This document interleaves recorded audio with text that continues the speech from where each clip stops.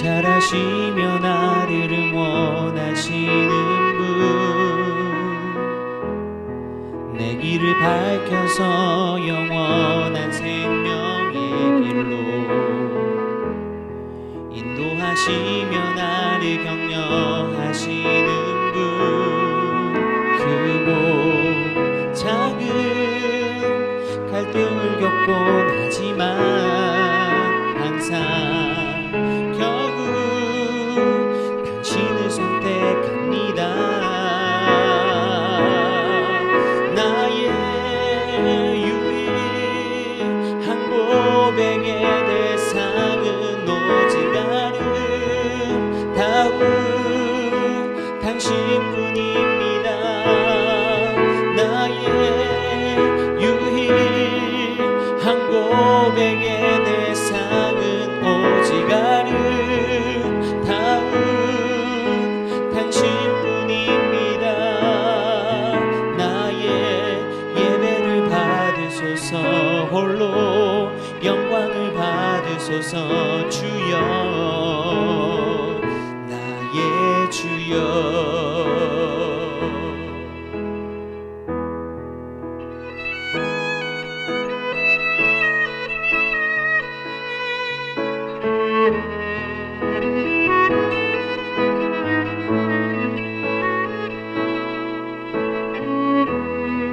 오 주님, 당신은 내 삶 구석구석까지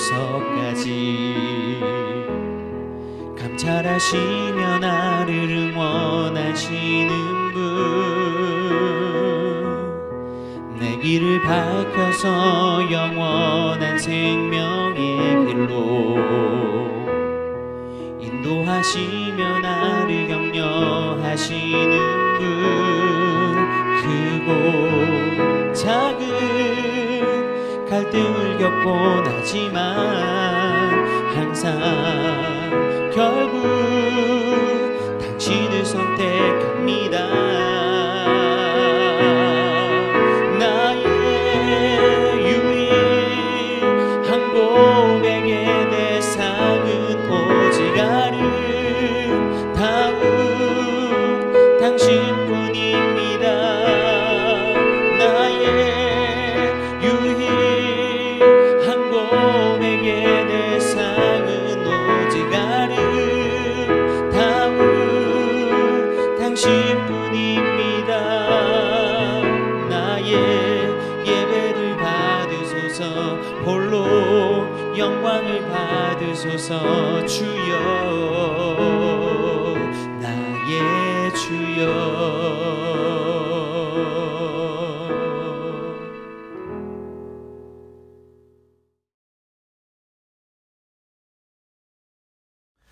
샬롬, 귀한 하루를 말씀 묵상과 기도로 시작하는 우리 모든 성도님들에게 하나님 우리 아버지와 주 예수 그리스도로부터 은혜와 평강이 충만하시기를 축복합니다. 우리 함께 살펴볼 말씀 로마서 1장 16절과 17절의 말씀입니다. 우리 함께 읽겠습니다. 내가 복음을 부끄러워하지 아니하노니 이 복음은 모든 믿는 자에게 구원을 주시는 하나님의 능력이 됨이라. 먼저는 유대인에게요 그리고 헬라인에게로다. 복음에는 하나님의 의가 나타나서 믿음으로 믿음에 이르게 하나니 기록된 바 오직 의인은 믿음으로 말미암아 살리라 함과 같으니라. 아멘. 오늘 우리가 함께 묵상한 오직 의인은 믿음으로 말미암아 살리라 라는 이 말씀은 사도 바울을 통하여서 고백된 이 로마서를 통한 복음의 핵심 가치이기도 하며 또 구약의 하박국 선지자가 깨달은 신앙의 경이로움이기도 합니다. 그러나 현대를 살아가는 많은 신앙인들이 기독교 신앙의 본질을 놓치고 또 세상의 휴머니즘과 이 박애주의의 영향을 받으면서 혼란스러워하죠. 오늘 이 말씀을 통해서 우리는 복음의 능력을 다시 한번 확인하며 또 인간의 절망적인 상태와 하나님의 완전한 구원 계획을 깊이 묵상하는 시간 되기를 소망합니다. 자, 여러분, 이 기독교의 가장 큰 적은 무엇일까요? 우리는 종종 외부의 적을 떠올립니다. 신천지, 구원파 같은 이단이나 또 북한의 공산주의 혹은 세속적인 문화의 공격일 수도 있죠. 그러나 사실 이 기독교의 가장 큰 적은 휴머니즘과 박애주의입니다. 휴머니즘은 인간의 선함과 능력을 믿고 스스로의 문제를 해결할 수 있다고 주장합니다. 박애주의는 인간의 선한 본성을 바탕으로 모두가 함께 더 나은 세상을 만들어갈 수 있다라는 이상을 제시하죠. 겉으로 보기에는 매우 아름답고 도덕적이지만 이는 기독교 신앙과는 본질적으로 충돌하는 것입니다. 왜냐하면 성경이 말하는 인간의 본질은 무엇입니까? 인간은 선함을 가지고 태어나지 않았습니다. 로마서 3장 10절은 분명히 고백하죠. 의인은 없사니 하나도 없으며, 인간은 태어날 때부터 절망적인 상태에 있는 완전한 죄인입니다. 기독교의 신앙은 인간의 선함을 찾거나 개선하는 게 아니라 인간의 완전히 무능한 죄인임, 인간의 어떠함으로는 이 죄에서 회복될 수 없음을 인정하는 데서 출발하는 것입니다. 이게 기독교 신앙의 출발의 시작점이죠. 그렇다면 복음이 무엇입니까? 복음은 인간의 선함을 증명하거나 발전시키는 것이 아니라 무능한 인간을, 죄 가운데 있는 인간을 하나님께서 구원하시기 위해서 마련하신 장치입니다. 복음은 인간이 아니라 하나님의 능력을 선포하는 것이죠. 이 복음이라는 것은 하나님의 능력을 말씀합니다. 로마서 1장 16절에는 복음에 대해서 이렇게 정의하고 있습니다. 이 복음은 믿는 자들에게 구원을 주시는 하나님의 능력이다. 그러니까 복음이라는 것은 구원을 주는, 복음을 믿는 모든 자에게 구원을 주는 하나님의 능력이라는 것이죠. 즉 복음은 어떠한 사상이나 생각이나 계획이 아니라 하나님의 구원을 완성하는 하나님의 완전한 능력을 선언하는 것이 복음이라는 겁니다. 자, 우리가 필리핀 땅에서 열심히 복음의 씨앗을 뿌리고 있습니다. 이 복음의 씨앗을 뿌리고 나누고, 또 얼마 전에는 우리 장로님들 가셨을 때 그곳에서 많은 아이들이 하나님을 찬양하는 모습을 눈으로 목도하기도 하였죠. 자, 이런 것이 하나님의 복음의 능력이 아니고서는 이루어질 수 없는 일들이죠. 하나님의 복음의 능력이 필리핀 땅이든 어느 땅이든 임한다면 하나님의 구원의 계획이 완성되어지고 성취되어져 가는 것입니다. 자, 또한 이 복음이라는 것은 믿음으로 믿음에 이르게 합니다. 자, 로마서 1장 17절에는 이렇게 고백하고 있습니다. 복음에는 하나님의 의가 나타나서 믿음으로 믿음에 이르게 한다. 자, 이 말씀은 믿음은 어디에서 시작되며 믿음이 어떻게 완성되어지는지를 보여주죠.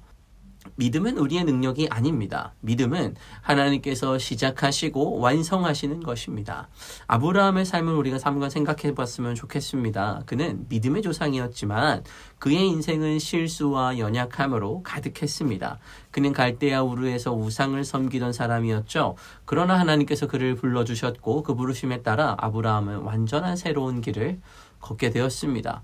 아브라함의 믿음은 그의 완전함에서 나온 것이 아니었습니다. 그의 믿음은 하나님의 설득과 하나님의 기다림 속에서 주어진 하나님의 은혜의 결과이죠. 창세기 15장 6절은 이렇게 기록합니다. 우리 창세기 15장 6절 같이 한번 읽어보겠습니다. 아브라함이 여호와를 믿으니 여호와께서 이를 그의 의로 여기시고. 아멘. 믿음은 하나님께서 우리 안에 심으시고 우리로 고백하게 하시는 것입니다. 즉 믿음으로 믿음에 이르게 한다라는 말은 우리가 처음부터 믿음을 고백하는 순간까지 하나님께서 우리의 삶에 얼마나 깊이 간섭하고 계시는지, 또 우리의 삶을 얼마나 기다리고 계신지, 또 얼마나 우리의 삶을 믿음으로 은혜로 이끌어가고 계시는지를 보여주는 과정입니다. 즉 이 믿음이라는 것은 결국 처음부터 끝까지 하나님의 섭리의 작품이라는 것입니다. 복음이라는 것은 이렇게 이루어집니다. 우리의 능력이나 우리의 어떠함으로 인해서 복음이 주어지는 것이 아니라 오로지 하나님의 능력으로 인하여 주어지는 것, 이것이 복음의 은혜이죠. 그리고 그 복음의 은혜에 가장 중요한 가치가 있습니다. 그것이 무엇입니까? 바로 십자가입니다. 이 십자가는 복음의 핵심입니다. 이 십자가라는 것이 단순한 상징으로 끝나는 게 아니죠. 십자가는 하나님께서 우리를 구원하시겠다라는 전적인 보증입니다. 하나님께서 자신의 전부를 걸고 우리를 위해서 이루신 사건이죠. 그래서 우리는 이 십자가를 바라볼 때마다 우리의 구원은 인간의 선함이나 능력에 근거한 것이 아니라 하나님의 전적인 은혜에 달려있음을 매일마다 깨닫게 되는 것입니다. 십자가는 우리를 향한 하나님의 구원이 완전히 보증되었음을 선언합니다.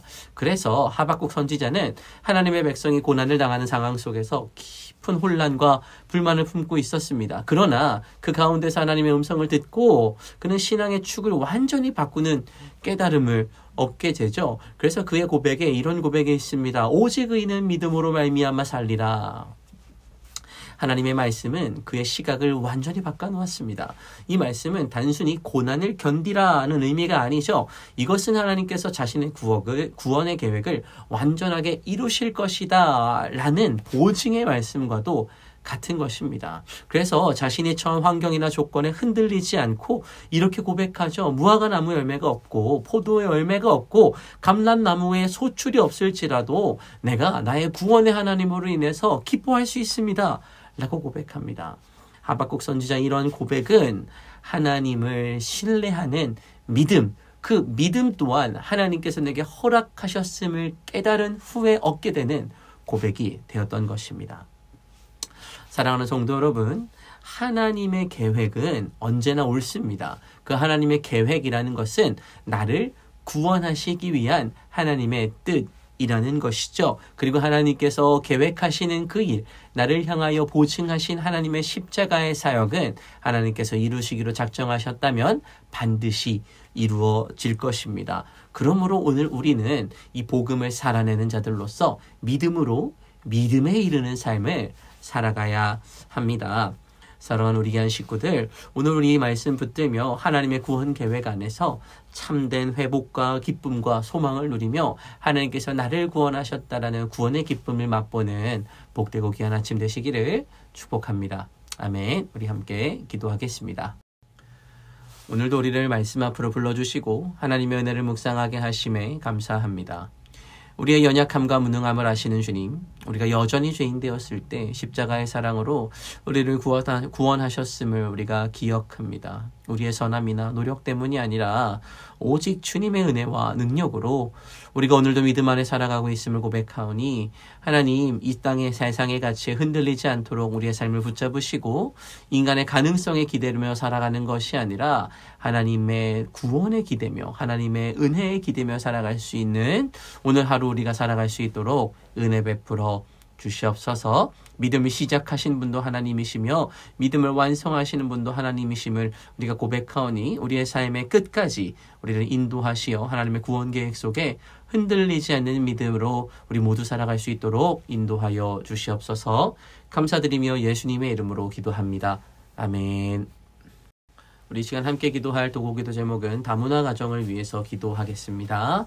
한국 사회에 적응에 어려움을 겪는 다문화 가정들이 예수 그리스도의 따뜻한 사랑과 섬김으로 생각이 바뀌고 삶이 변화되도록 기도해 주시고, 낯선 환경과 문화 적응에 많은 어려움이 있겠지만 우리 교회가 함께 기도하며 그들에게 힘이 되어 주어 한국 사회에 잘 적응할 수 있도록 우리 함께 기도하겠습니다.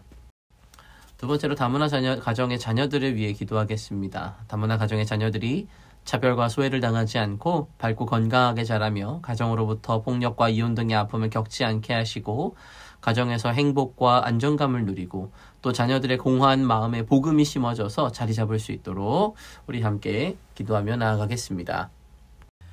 이 시간 마지막으로 교회를 위하여 기도하실 때 육신의 질병으로 치료 중에 있는 식구들과 생활에 어려움을 겪고 있는 식구들과 군 복무 중인 형제들과 타 지역에서 머물고 있는 교회 식구들과 학업 중에 있는 청년들을 위해 기도하시고 각자 기도 제목 가지고 함께 기도하도록 하겠습니다. 우리 함께 기도하겠습니다.